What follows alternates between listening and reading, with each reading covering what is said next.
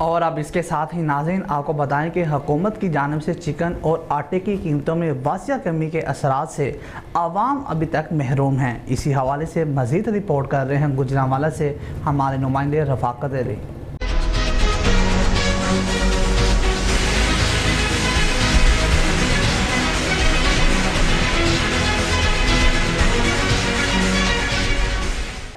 हाँ जी, बिल्कुल हुकूमत पंजाब की जानिब से महंगाई में वाज़ह तौर पर कमी तो कर दी गई है, लेकिन उसके असरात जो है वो आवाम तक नहीं पहुँच रहे। अगर चिकन की बात की जाए तो गुज़िश्ता रोज़ जो है वो चिकन फ़ी किलो जो है वो 800 रुपये में फ़रोख्त हो रहा था, लेकिन आज अगर मौजूदा कीमत की बात की जाए तो आज का जो चिकन का फ़ी किलो का रेट है वो 435 रुपये में फ़रोख्त हो रहा है। इसके बरक्स अगर बात की जाए फ़ास्ट फ़ूड की या चिकन कढ़ाई की या दीगर अशिया की चिकन के हवाले से बात की जाए तो उनका जो रेट है वो दुकानदार जो है वो अपनी मनमानी से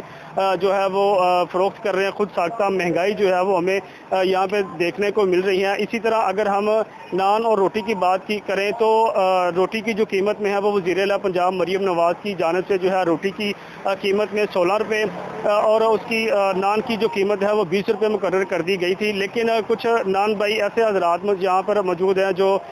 इस रेट को मानने के लिए बिल्कुल भी तैयार नहीं है और अपनी मानी जो है वो कर रहे हैं। एसी की जानिब से डिप्टी कमिश्नर की जानिब से जो है वो रोज़ाना की बुनियाद पर जो है वो कार्रवाइयाँ भी की जा रही हैं, गिरफ्तारियाँ भी अमल में लाई जा रही हैं। लेकिन बड़े पैमाने पे जो है वो इलाका मजिस्ट्रेट को निकलने के लिए जो है वो उनकी टीम को जो है वो तश्कील देने की ज़रूरत है, ताकि खुद साख्ता महंगाई और खुद साख्ता जो है वो दुकानदारों की जो है वो महंगाई को कंट्रोल किया जा सके।